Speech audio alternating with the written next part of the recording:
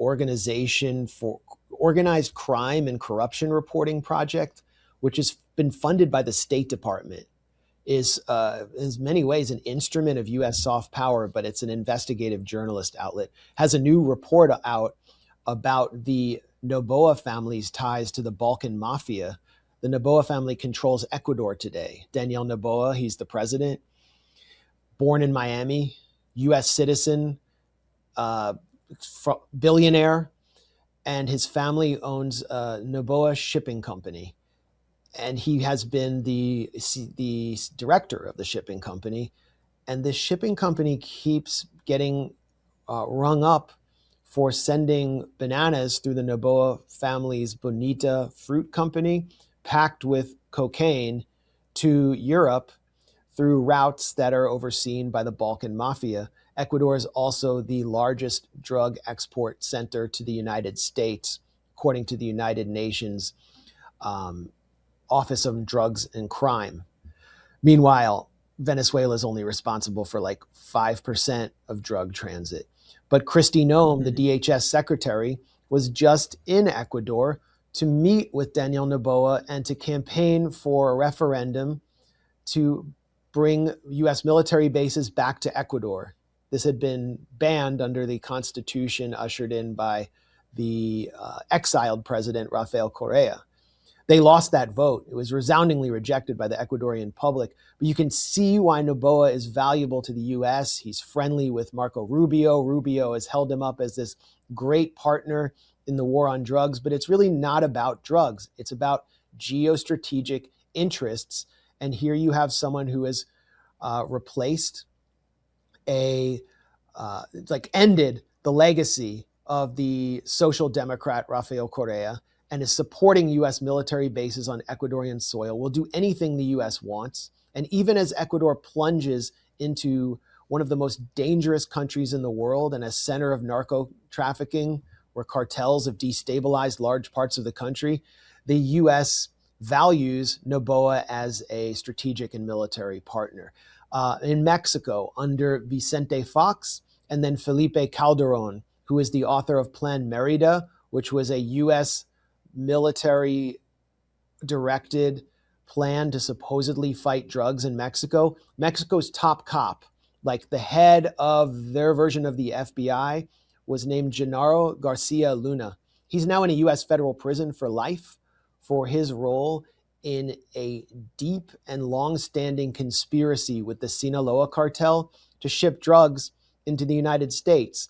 And the State Department has acknowledged that they knew what Luna was up to, but that he was such an important partner politically that they kind of just looked the other way. Then right after that, you have the Fast and Furious scandal under Obama, where the U.S. was literally arming Mexican drug cartels because they supposedly were tracking the guns. But then when one of Chapo Guzman's lieutenants was brought to a federal court in the U.S. in 2011, he testified that actually the U.S. was arming the Sinaloa cartel as a kind of proxy to defeat other narco cartels like the Guadalajara cartel, the Jalisco cartel. Just a few miles from where I'm sitting last week, there was a raid on a kind of like suburban McMansion in Northern Virginia that I visited in the town of Oakton on the home of Paul Campo. He was the director of the DEA's financial division at that time. So he was in charge of fighting money laundering and discovering how the cartels were laundering money using crypto and all these other mechanisms. And he was arrested and raided by federal agents who have indicted him in a scheme working with a veteran CIA asset named Robert Sensi to launder $12 million on behalf of the Jalisco New Generation cartel. So this is happening today, and we're just kind of scratching the surface of what's happening. I could go on for the next hour about the historic links between the CIA and narco traffickers. Historically, what the CIA has done is they've worked with narco cartels in order to fund black operations, because all the money is that they can bring in is off the books. So that's how a lot of the proxy wars in Central America were funded. And the greater goal is we're defeating socialism in the Western Hemisphere, so it's for a greater good. The Guadalajara cartel was a source of that money in the 1980s to fund the Nicaraguan Contras, their profits. And a DEA agent who was especially enterprising named Enrique Quique Camarena discovered that the Guadalajara cartel was involved in these black operations. Yes. And he was captured, tortured by cartel members, and his torture was apparently monitored by CIA operatives, including Felix Rodriguez, the CIA agent who oversaw the capture of Che Guevara, a Cuban-American famous or infamous CIA agent. This is according to a documentary that anyone watching this can watch. It's on Amazon called The Last Narc. I'll check it out. Actually, I'll just tell the team to note it for me. By the way, I was surprised to find out that Ecuador, which is a US ally now, is currently poorer than Venezuela based on a purchasing power parity. That surprised me because obviously Venezuela portrayed, Venezuela is very poor. People there are not making a lot of money. But I was surprised to find out that Ecuador is doing worse than Venezuela. Well, that's an interesting point.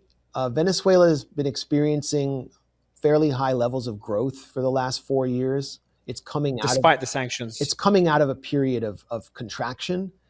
And that's very threatening to the United States, that Venezuela, through economic partnerships with China, also Iran has helped supply them with infrastructure to start pumping oil again.